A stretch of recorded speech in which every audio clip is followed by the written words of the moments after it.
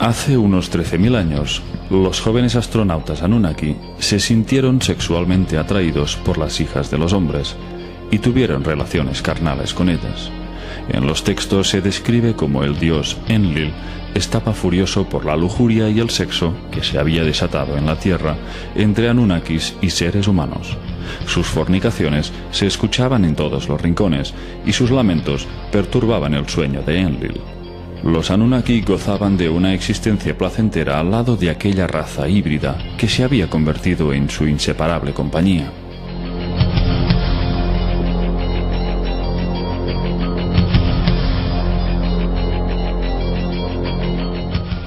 Enlil entró en cólera, hastiado por la dependencia que sus congéneres sentían por los humanos.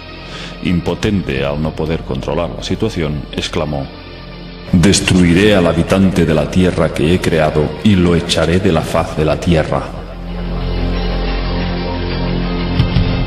Pero Enlil no tuvo que idear ningún sistema para aniquilar a la especie humana. Una catástrofe de grandes proporciones se cernía sobre la tierra. Los planes de Enlil se verían materializados pronto y llegarían en bandeja, sin tener que hacer nada. El clima de la Tierra estaba cambiando y se perfilaba una nueva era glacial. Las cosechas se diezmaban, el frío era cada vez más gélido y las lluvias escaseaban. El hambre se extendió por toda la Tierra y los dioses Anunnaki, por mandato de Enlil, no ofrecieron ninguna ayuda. Enki proclamaba piedad para los pueblos hambrientos, pero la crueldad de su hermano imperó con mano firme.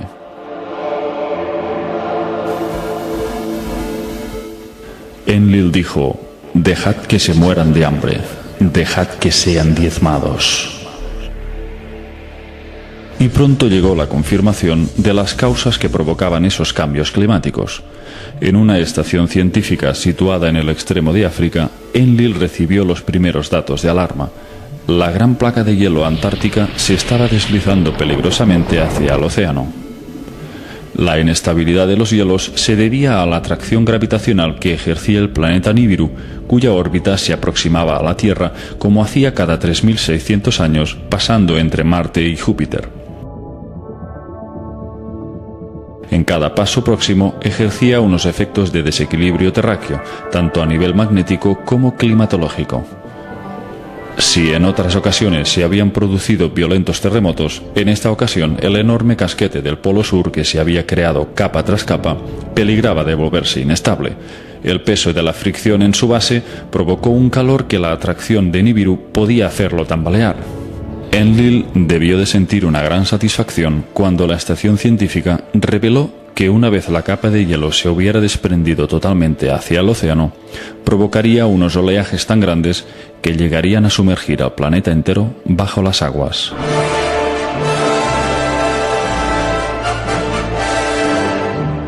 Aquel peligro inminente quedó confirmado por los Izizi que orbitaban la Tierra. Entonces se decretó una asamblea excepcional en la que acudieron todos los mandatarios Anunnaki para trazar las pautas a seguir. La gran convocatoria tuvo lugar en Sipar, el puerto espacial. Enlil comunicó cuáles habían de ser las directrices. Ordenó que se guardara estricto silencio para que ningún ser humano supiera nada de la catástrofe que se cernía. De este modo, se lograría la total aniquilación del ser humano en el planeta. Por supuesto, Enki protestó enérgicamente y se opuso a obedecer sus órdenes, pero ante la furia creciente de Enlil, finalmente cedió y prometió guardar total silencio. Al mismo tiempo, se preparaban varias naves para partir.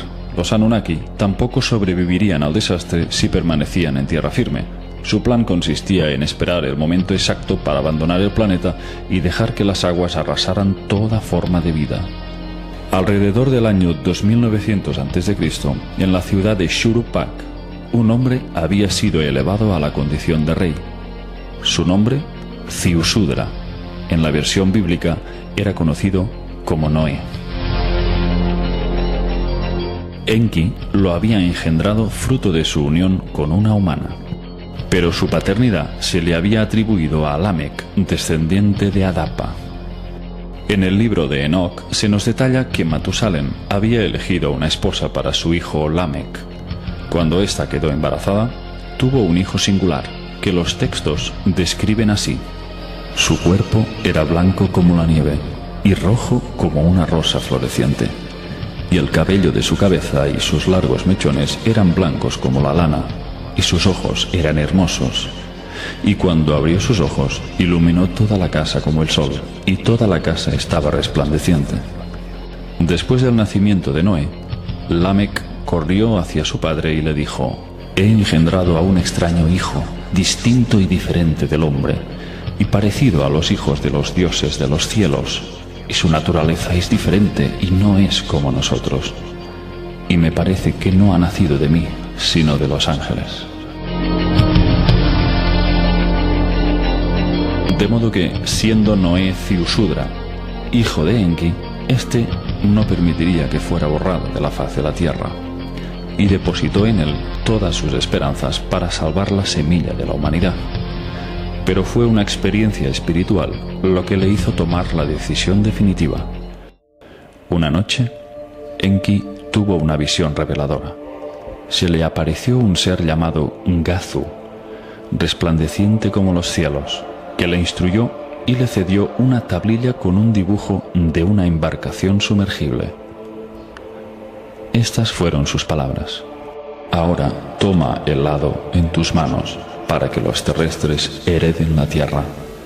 Llama a tu hijo Ziusudra, revélale la inminente calamidad sin romper el juramento. Dile que construya una embarcación que pueda soportar la avalancha de agua, una embarcación sumergible, semejante a la que te muestro en esta tablilla, que se salven él y su familia, y que lleve también la simiente de todo lo que sea valioso, sea planta o animal. Esa es la voluntad del Creador de todo.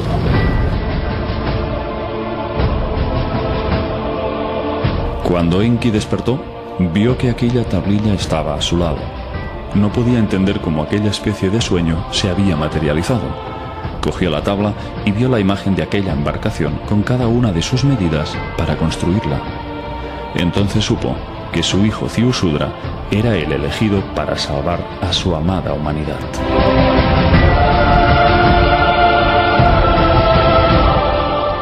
Enki entró en acción y lo hizo de una forma indirecta y sutil, penetrando en lo más hondo del subconsciente de Ziusudra, a través de sueños en los que le dio las instrucciones pertinentes para construir aquella arca que los tenía que salvar. Una noche, Enki se acercó hacia las estancias donde dormía Ziusudra y le habló a través de una pantalla de juncos. Estas fueron sus palabras: abandona tu casa, construye una embarcación, renuncia a tus posesiones, salva la vida. El aparejo tiene que ser muy fuerte, la brea fuerte y espesa para que no entre el agua. Que sea una embarcación que pueda darse la vuelta y caer para sobrevivir a la avalancha de agua. Construye la embarcación en 7 días, reúne en ella a tu familia y a tus parientes, acumula en la embarcación comida y agua, lleva también animales domésticos. Después, en el día apuntado, se te dará la señal. El día esperado llegó y las primeras señales del desastre se manifestaron.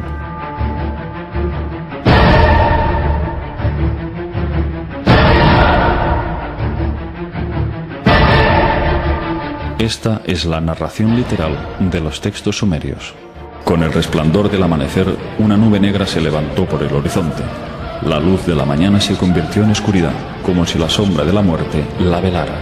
Después se oyó como un estruendo de truenos y los cielos se encendieron con los rayos.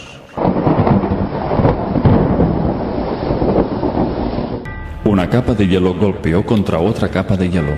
De pronto se levantó una gran ola. La muralla de aguas llegaba hasta los mismos cielos. Una tormenta de una ferocidad nunca vista se puso a bramar en el fondo de la tierra. Cuando la ola llegó a Shuruppak, se tragó a la embarcación como un abismo de agua. Aunque completamente sumergida, la embarcación se mantuvo firme. No entró siquiera una gota de agua. En el exterior, la ola de la tormenta tomó desprevenida a la gente como una batalla mortal. Nadie podía ver a sus semejantes, el suelo se desvaneció y solo había agua. De pronto las poderosas aguas habían cubierto la tierra firme. Antes de que terminara el día, la muralla de agua, ganando velocidad, arrolló las montañas. Los Anunnaki observaban la dramática escena desde las alturas, a bordo de la nave espacial que se elevaba en los cielos. Todos pudieron ver cómo se extinguía la vida. En ese momento les embargó el dolor de un profundo arrepentimiento. Todos los Anunnaki se dieron cuenta de cuánto habían amado a la Tierra y a la humanidad.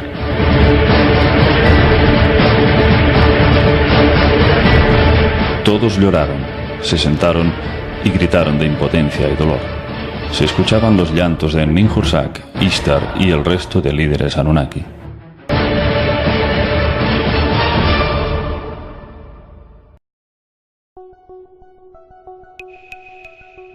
Después de 40 días, las aguas descendieron y los Anunnaki comenzaron a tomar tierra. Sus naves bajaron sobre el monte Ararat, ya que sus picos fueron los primeros en emerger de las profundidades. Era la zona más alta del cercano oriente. El arca de Ziusudra también fue guiada hacia el monte Ararat, gracias a la ayuda de un guía que le había facilitado Enki.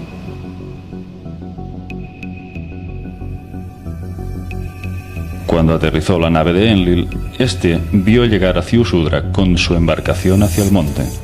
Enlil estalló de ira al ver que la semilla de la humanidad se había salvado. No podía tolerar que un pequeño grupo de humanos hubieran sobrevivido. Pero Enki consiguió persuadirle. Le hizo razonar el hecho de que todos los Anunnaki necesitarían el servicio y la ayuda del hombre para reconstruir el nuevo mundo. Entonces Enlil bendijo a Ziusudra y a sus hijos, y les dijo: «Procread y multiplicaos, y volved a llenar la tierra».